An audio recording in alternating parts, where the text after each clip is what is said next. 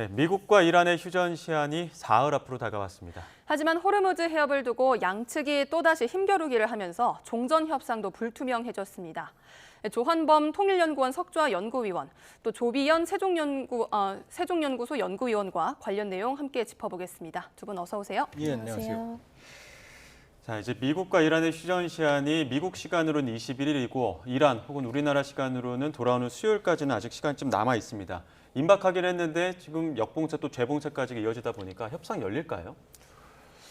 일단은 예상된 진통이라고 봐야죠. 왜냐하면 이제 부정적인 상황은 미국의 호르무즈 역봉쇄에 대해서 이란이 조금 느슨하게 대응을 했다가 다시 고삐를 재는, 그러니까 다시 봉쇄하는, 그러니까 통행 선박. 그러니까 이란이 통제하는 방법은 아주 간단합니다. 그러니까 통행하는 선박을 공격하면 더 이상 못 가거든요. 그 상황이 벌어졌거든요. 그래서 긴장이 좀 고조되고 있는 상황이고, 백악관은 이제 비상 대책회의까지 여는 상황까지 벌어졌고, 이렇게 보면은 상당히 이제 상황이 악화되는 거 아니냐 이렇게 볼 수 있는데 예정된 거다. 왜냐하면 좋게 보면 어쨌든 2주 휴전은 지켜지고 있고요. 이 사이에 미국, 이스라엘, 이란 간의 교전은 없었습니다. 레바논, 헤즈볼라와 이스라엘 교전도 지금 사실상 중단된 상태고, 그렇게 보면 결국 돌고 돌아서 이란의 우라늄 농축 권한, 그 다음에 기농축된 60% 순도의 441kg, 이 문제에서 해법을 예상한 대로 못 찾고 있는 것 같다. 따라서 지금은 가능성은 반반이고요. 그다음 20일 내에 열릴지. 그리고 트럼프 대통령은 협상이 결렬되면 다시 공격하겠다 그러지만, 가능성은 휴전이 좀 더 연장되거나 아니면 교전이 벌어져도 전면적인 교전 상황으로 가기는 쉽지 않겠느냐, 양측의 지금 상황으로 봤을 때 이렇게 볼 수 있죠. 그런데 지금 상황에서 한 가지 변수가 생겼는데요. 이란이 호르무즈 해협에 다시 빗장을 걸어 잠그고 이 해협을 지나가려는 민간 선박을 공격을 했습니다. 이 해협을 개방하겠다 이렇게 선언한 지 하루도 안 돼서 번복을 한 건데, 이 의도는 뭐라고 보고 계세요? 네, 저는 한 두 가지 목적이 있다라고 생각이 됩니다. 첫째는 이제 대내 그 내부적으로 이제 권력 싸움이 이제 투영된 거라고 생각이 됩니다. 왜냐하면 이 바로 전날이죠. 이란 외무장관이 이 해협 봉쇄를 일시적으로 열겠다고 했는데 그것을 이제 군부가 다시 하루 만에 뒤집은 겁니다. 그래서 이 지금 온건파하고 강경파 간의 이런 알력 싸움 중에 다시 이 강경파의 노선이 좀 부각되는 그런 목적이 있다라고 보여지고요. 두 번째는 이제 미국에 대한 어떠한 그 레버리지 차원인 것 같습니다. 지금 트럼프 대통령이 아무래도 유가 인상이나 그 국내 정치적으로 이런 부분에 부담을 가지고 있습니다. 최근에도 트럼프 대통령이 뭐라고 했냐면 이 물가 인상에 대해서 무슨 물가 인상이 있냐, 가짜 인상이다. 지금 이 이란 상황에 의해서 단기적인 상황이다. 이렇게 굉장히 아예 그 물가 인상 현상 자체가 없다라는 식으로 지금 얘기를 하고 있거든요. 이걸 바꿔 말하면 그만큼 지금 중동으로 인한 이 경제적 영향에 대해서 굉장히 그 트럼프 대통령이 신경을 쓰고 있다라고 보여지기 때문에 그런 미국의 우려를 공략한 그 대외적인 그 방법이었다라고 봅니다. 다만 이제 효과는 조금 없을 것 같습니다. 왜냐하면 방금 박사님께 말씀하신 대로 저도 이 미국이 이걸 그냥 뭐 휴전을 연장할 수도 있지만 또 추가적으로 군사작전을 제한적이라도 재개할 가능성을 다시 열게 되는 거기 때문에 이란이 그 노린 그 효과만큼의 그것은 없을 거다라고 좀 판단을 해봅니다.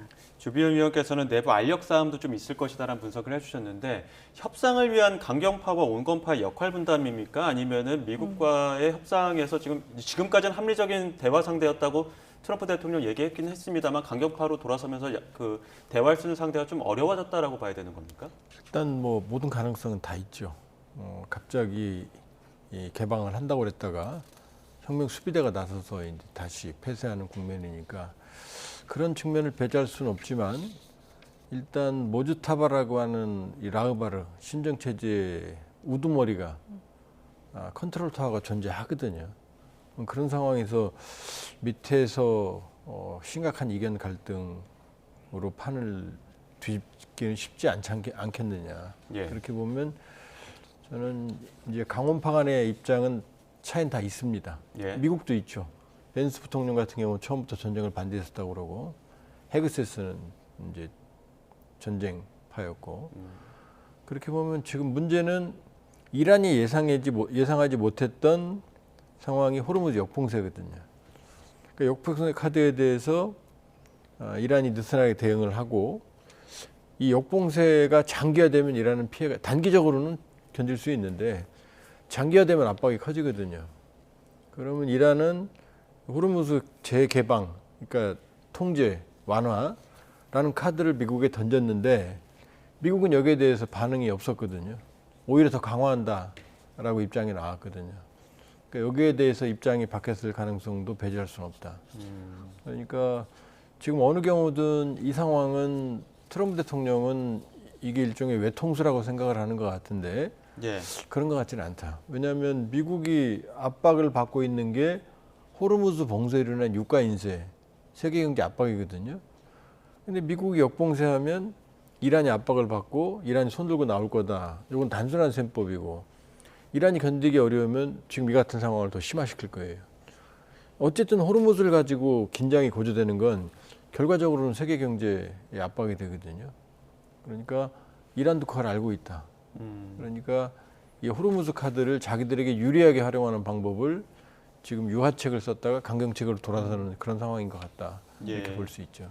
그럼 위원님께서 보시기에는 만약 이란이 강경파와 온건파 이렇게 또 파벌이 만약에 나뉘게 된다면 네. 미국의 입장에서는 어느 쪽이랑 협상을 하는 게 더 효과적이라고 분석을 할까요? 네, 뭐 사실상 뭐 협상을 타결하고 이게 지속되려면 결국에는 둘 다를 하는 게 필요하겠죠. 온건파를 통해서 뭐 미국이 협상안을 전달해서 강경파하고 이렇게 하나의 안을 만들다든지 그런 건 하는 것일 텐데 그런데 이제 하나 생각해 볼 점은 미국의 우선순위입니다. 사실 지금 미국이 가장 이상적인 것은 협상을 통한 해결. 그러면 이제 온건파, 강경파 다 중요하겠지만 그 다음에 이제 군사적 해결로 나아가지 않는다면 그 다음에 미국이 생각할 수 있는 그나마 나은 이상안은 이 온건파하고 강경파 간에 서로 알력 싸움으로 인해서 아예 그 자기들끼리 싸우는 상황이 되는 거죠. 그러면 이제 뭐 경제 재건이라든지 이런 것은 사실 미국이나 국제사회의 지원을 받아야 이란이 재건이 가능한데 이런 합의가 도달되지 않고 경제 지원이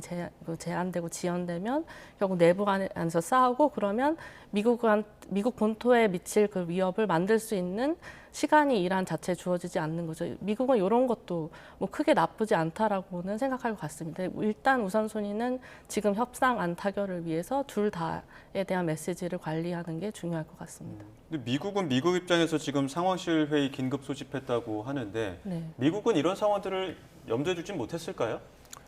지금 이제 조금 속보, YTN 속보로 지금 자막으로 나왔습니다만 17일로 러시아도 원유 수출 제재를 받고 있거든요. 우크라이나 전쟁 때문에.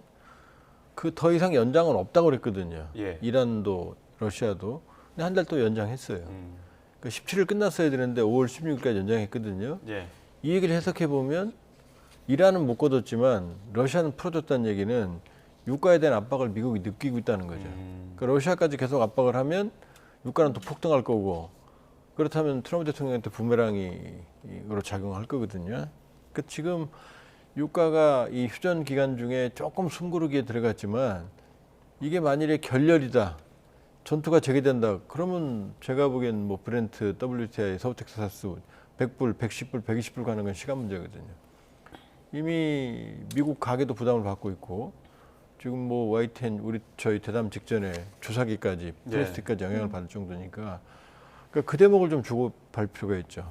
그러니까 이란이 다시 호르무즈 해협 봉쇄 쪽에 카드를 꺼내는 상황에서 미국이 러시아 원유 한 달 다시 수출 연장했다는 얘기는 미국도 압박을 받는다는 얘기거든요.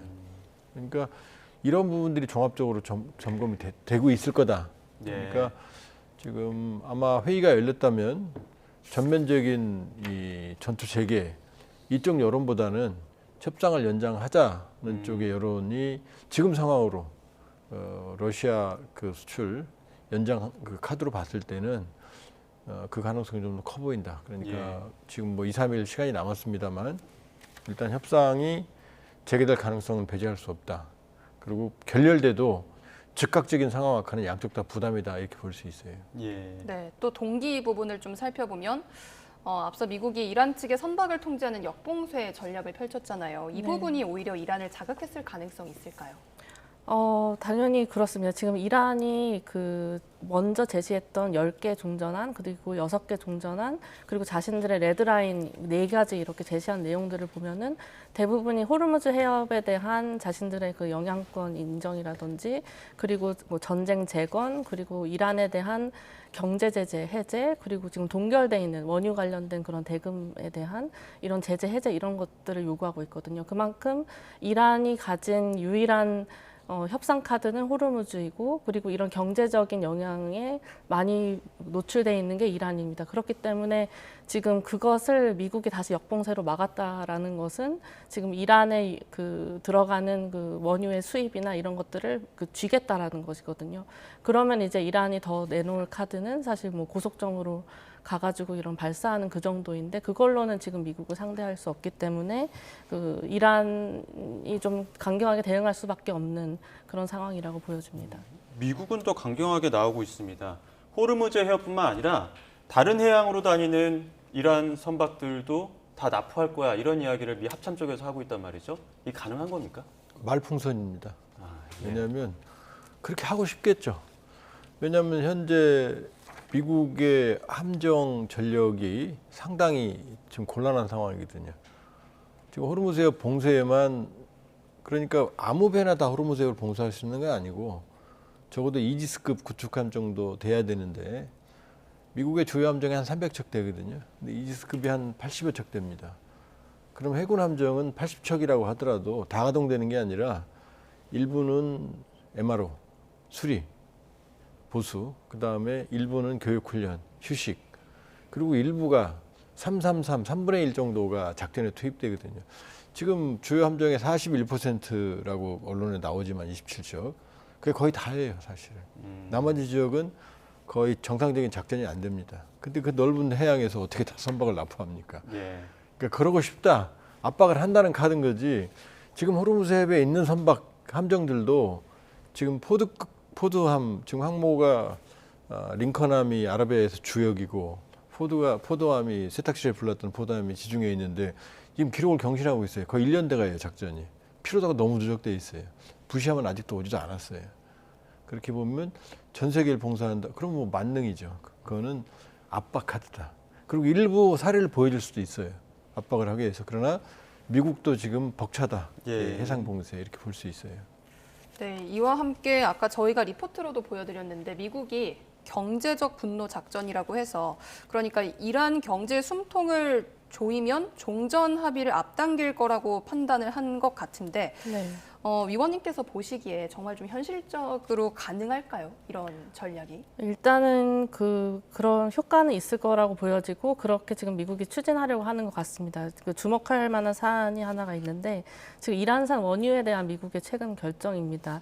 이 미국 재무부가 지난달이었죠. 지난달에 이란산 원유를 에 대해서 이렇게 제재를 예외를 시켰던 게 있습니다. 이게 네. 국제 유가에 대한 이런 안정 측면에서 그거를 잠깐 이렇게 제재를 예외를 했었는데, 지금 로이터 통신에 따르면은 오늘이죠, 19일에 만료되는 이 30일짜리 예외 조치를 그대로 종료시킬 거라고 합니다. 그 말은 이란의 지금 호르무즈 해협 밖이나 안에서 떠다니는 그 원유를 구입하지 못하게 하겠다라는 것이거든요. 그것은 경제적 이란 수입분을 막겠다라는 것입니다.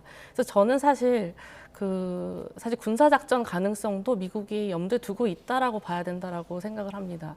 예. 왜냐하면 이 경제적 압박을 하고 지금 휴전을 진행하는 중에 지금 미국이 뭘 하고 있냐면, 이 두 번째 강습 상륙함 복서호가 지금 하와이에서 괌을 지나서 23일에서 28일 정도 도착할 예정이라고 합니다. 예. 그리고 앞서 박사님께서 말씀해 주셨던 그 포드함도 이제 수리를 마쳐서 이제 홍해로 어제자로 진입을 했고요. 예. 그래서 이게 오고 있고, 그리고 또 세 번째 항공모함, 부시 항공모함도 이제 남미비아를 지나서 이제 이쪽으로 오고 있습니다. 그러면 이 말은 예를 들어서 오퍼레이션 에픽 퓨리가 예를 들어서 지금 중부사령부가 오랜 동안 훈련해왔던 이 이란에 대한 15,000개 공습 훈련을 그대로 감행한 거라면 뭐 3,000개 남은 것들, 트럼프 대통령이 얘기했던 그런 것들에 대한 추가 작전을 통해서 이란을 다시 한번 압박할 수도 있겠다라는 생각이 듭니다. 예, 실질적으로 이제 군사적인 움직임도 있기 때문에 네.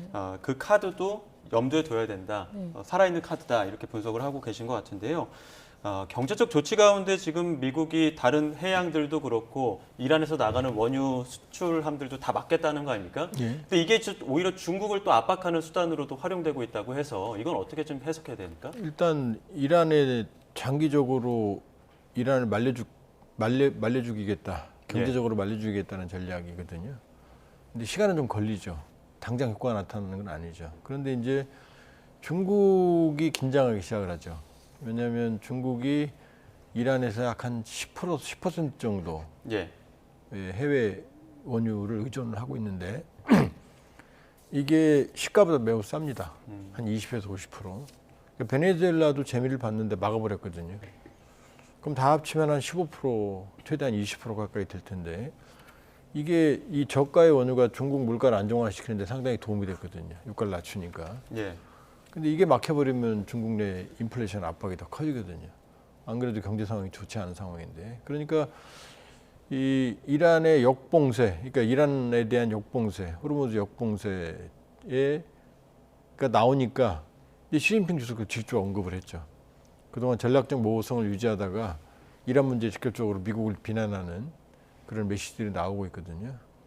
그러니까 이게 중국을 압박해서 중국이 이란을 자극하고 영향을 미치고 협상을 한다. 이런 카드도 있지만 거꾸로 상황을 더 악화시킬 수도 있죠. 예를 들면 지난번 트럼프 대통령의 베이징 방문은 트럼프 대통령이 연기했거든요.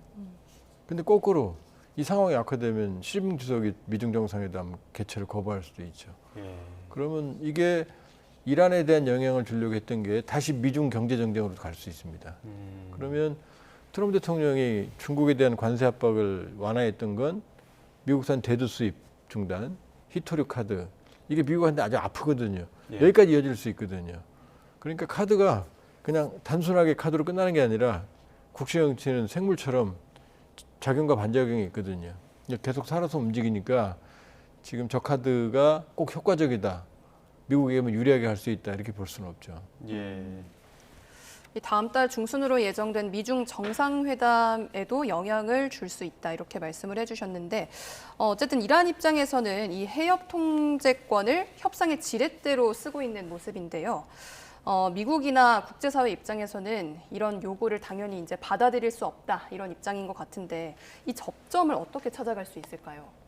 사실 통행료 관련된 게 굉장히 어렵습니다. 왜냐하면은 이 혁명 사실 만약에 이란이나 뭐 어떠한 형태로 해서 그러니까 이란한테 통행료를 지불한다고 했을 때는 그 통행료가 이란 혁명 수비대한테 가는 겁니다. 사실 이란의 지금 이런 것들은 사실 미국이나 유럽 주요국의 지금 테러 단체로 지정되어 있기 때문에 이 통행료가 이제 그들한테 지불되는 것이고 그래서 처음에 저희 이 휴전안이 나왔을 때도 지금 선박들이 공식적으로 확인된 바는 없으나 이란 쪽에 어떠한 통행료를 줘서 좀 한 몇 대가 지나가지 않았습니까? 그래서 지금 관련돼서도 기록이 안 남는 이유가 지금 모든 선박들이 지금 이런 상황을 고려해서 서류상에 남기지를 않는 겁니다. 그리고 지금 이란이 또 뭐 암호화폐로 달라 뭐 이렇게 하고 있기 때문에 이거를 요구할 수는 있으나 이것을 정말 받아들이면은 굉장히 어렵다라고 생각이 되고 또 국제법 차원에서도 뭐 국제법 38조, 44조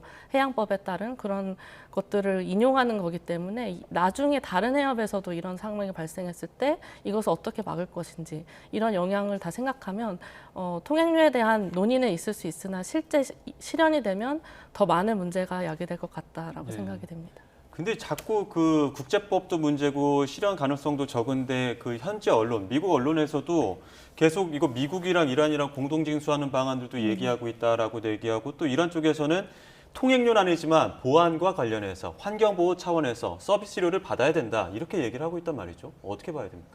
그러니까 이란이 버티고 있는 유일한 미국과 세계 지금 우크라이나 전쟁 지금 계속 전쟁 중이거든요. 저기는 지금 4년 동안 사상자가 200만이 넘습니다. 그러니까 규모로 보면 저쪽이 훨씬 더 크거든요. 근데 전 세계가 저쪽 관심도 없습니다. 왜 호르무즈를 쳐다보느냐? 유가 때문이거든요. 만일에 이란이 호르무즈가 없다면 전 세계 쳐다보지 않죠, 별로. 예. 그러니까 이란으로서는 마지막까지 그 카드를 붙잡고 있어야 되는 거죠. 이란도 호르무즈의 통행세를 정상적으로 받는다? 본인도 알고 있을 거예요. 지금은 뭐냐면 자, 기뢰가 부설돼 있다. 여부는 모릅니다, 지금. 그러니까 선박들은 이란이 유도하는 일종의 도선사처럼 거길 따라갈 수밖에 없거든요. 그리고 이란은 내가 안내했으니까 돈을 받는다. 예. 요 개념이거든요. 근데 지금 국제해사기구를 담당하는 사무총장도 안 된다. 예. 그걸 받게 되면 모든 질서가 다 깨집니다. 뭐 힘이 지배하는 국제 질서에서 국제법이 무슨 의미가 있냐 그러겠지만 그건 전쟁 중일 때고 예. 통상적인 상황에서 저 해외 돈을 받는다 그러면은 그 안에 일단 국가가 사우디, 쿠웨이트, 카타르, 아랍에미리트, 바레인, 미국만 해도 바레인에 호르무즈 해협 안쪽에 오함대 기지가 있거든요. 예. 불가능하다. 그렇다고 미국이 받는다. 그럼 미국이 해적이 되는 거거든요. 받으면 미국 정부가 국제법적으로 나중에 전쟁 끝나면 처벌을 받게 되거든요. 그러니까 지금이니까 중요한 거다. 예. 지금이니까 긴장이고 이란은 마지막까지 호르무즈 해협 안에 있는 배를 다 내보내면 이란의 인질이 없어지거든요. 그러니까 마지막까지 붙잡고 있는 거지. 정상화되면 아마 이 문제는 자연스럽게 시간이 지나면 해결될 거다. 그러니까 트럼프 대통령이 얘기하는 게 이란 기금, 갑자기 368조라는 기금 얘기를 하거든요. 그러니까 국제적으로 돈을 모아서 이란 재건에 쓰겠다는 거. 이게 이런 게 이제 보상이 되는 거지. 호르무즈 해협 통행료는 제가 보기에 지금 상황에서는 통하고 일부 급한 배들은 돈을 주고 나가는 것 같아요. 예. 그러나 국가 차원은 아니다. 그럼 국가가 국제법적으로 불법인데 가담을 하니까. 그러니까 우리 정부 입장도 완강하잖아요. 예. 그럼 또 다른 쟁점인 우라늄 문제도 한번 여쭤보겠습니다. 지금 트럼프 대통령은 농축 우라늄을 미국이 가져갈 거다 이렇게 얘기를 했고요. 이란의 대통령은 핵 사용 권리를 재차 강조를 했습니다. 이 두 주장이 너무 다른데 조금이라도 이견을 좁힐 여지가 있다고 보십니까? 굉장히 좀 어려운 것 같습니다. 지금 그 가장 쟁점이 되는 게 영구적인 핵 포기하게 하는 것, 그리고 지금까지 농축된 것을 어떻게 반출하느냐, 이게 쟁점인데 지금 이란의 입장은 그래도 평화적 핵 사용 이 주권은 갖는 게 국제법적으로도 맞다라는 입장이어서 이게 지금 계속 부딪히는 부분입니다. 그래서 지금 미국이 트럼프 대통령이 뉴클리어 더스트, 그 핵 찌꺼기밖에 안 남았다라는 식으로 어떻게 보면은 이미 이란이 가진 핵 능력이 많이 초토화됐고 미국이 쉽게 가서 이렇게 가져올 수 있다라는 식으로 얘기를 하고 있는데 사실 절차적으로 보면은 굉장히 어려운 작전입니다. 왜냐하면 이미 작년 그 6월 미드나잇 햄머 작전 때 그 핵시설이 다 붕괴가 됐고 그 국제 원자력 기구 총장의 얘기를 들으면 아마도 그 60%로 농축된 200kg 정도가 이스파한에 묻혀 있고 나머지는 뭐 어딜지 잘 모른다 이런 얘기도 했기 때문에 구체적으로 그 위치, 구성, 그리고 그게 전부일지, 그리고 나머지 60% 이하의 것들은 어떻게 할 것인지 그런 것들에 대한 합의는 사실 지금 휴전이 끝나는 사이에 달성하기에는 굉장히 어렵고 이 핵 문제에 대한 어떻게 보면 약간 포괄적인 합의를 하고 단계적으로 좀 장기화될 수밖에 없는 사안이라고 보여집니다. 말씀하신 그 트럼프 대통령이 언급한 그 핵찌꺼기 그것도 이제 어느 정도 그 공습을 통해서 다 부셔놨고 이제 갖고 나오기만 하면 된다 이런 어떤 자신감의 표현이라고 봐야 됩니까? 그건 달라진 얘기가 아니에요. 원점입니다. 예. 그러니까 해결은 가능합니다. 왜냐하면 이란 말대로 평화적 목적의 우라늄 농축은 국제 원자력 기구 감시하에 가능해요. 그러니까 3% 이상, 5% 미만, 이 정도면 평화적 목적이거든요. 요거는 무기가 아니니까요. 이걸 90%까지 농축을 하면 이제 문제가 되거든요. 그런데 지금 미국은 우라늄 농축 권한 자체를 없애라는 거거든요. 예. 그러니까 2015년 핵합의 때도 오바마 정부 때 이란과 체결한 3.67%는 허용을 했었어요. 트럼프 대통령은 일기 때 그 농축 권한 자체가 위험하다고 생각한 거고 국제기구 감시를 받는 조건이거든요. 예. 그러니까 핵은 거짓말을 못 합니다. 그러니까 농축을 더하면 다 들키게 돼 있어요. 영원히 기록을 내. 지금 화면에 나오는 게 저게 우라늄 원심 분리기 농축 그 하는 거거든요. 네. 세탁기가 똑같습니다. 원심 분리가. 그래서 계속 농축도를 높여나가는데 저 시설은 국제적으로 감시가 가능합니다. 예. 그러니까 제가 볼 때는 이란이 평화적인 목적의 농축 지금 3.67%였으니까 더 낮추는 방안. 그러니까 이란은 이게 국가적 자존심이면서 모든 싸움의 원인이니까 농축 권한 자체를 완전히 포기하는 거는 아마 정권이 무너져도 안 할 거예요. 그러니까 농축도를 현저히 낮추고 국제기구의 감시를 받는 조건으로 평화적으로 핵무기를 개발하지 않는 조건으로 한다고 그러면은 받아들일 수 있죠, 이란은. 두 번째, 지금 441kg가 농축도 60%는 핵합의가 깨지니까 이란이 농축도를 높인 거예요. 예. 처음부터 높였다기보다는. 그러니까 그거 지금 미국은 그걸 내놔라 밖으로 예. 거든요. 미국으로. 근데 방법 이것도 합의가 제가 보기엔 양측이 조금만 물렀으면 예를 들면 이란의 우호국인 러시아로 보낸다든지 예. 아니면 이란 내에 국제기구 감시하에 중립적인 기관 하에 감시를 한다든지 그것도 희석된 상태로 한다든지 방법은 있거든요. 그러니까 양쪽이 조금만 물러서면 되는데 양쪽이 모두 이기려고 그러면 이제 이게 평행선을 달릴 수밖에 없는 거죠. 그리고 트럼프 대통령 입장이 더 곤란한 게 3.67%로 합의가 된 상황이었는데 이게 불만이었거든요. 또 2030년이면 선셋이라고 그래서 이 조항이 효력이 사라지니까. 그러니까 선셋 조항이 나오면 그겁니다. 20년 얘기가 다 더 예. 늘리는 거죠. 그러니까 기한을 설정하고 농축 권한을 상징적으로 주고 나머지를 관리한다. 그리고 이란이 국제기구 감시를 준수한다. 그러면은 양쪽이 받을 수 있거든요. 그러니까 지금도 합의가 불가능한 건 아니다. 양쪽이 조금만 물러서면 합의는 가능한 상황이에요, 사실은. 예. 예.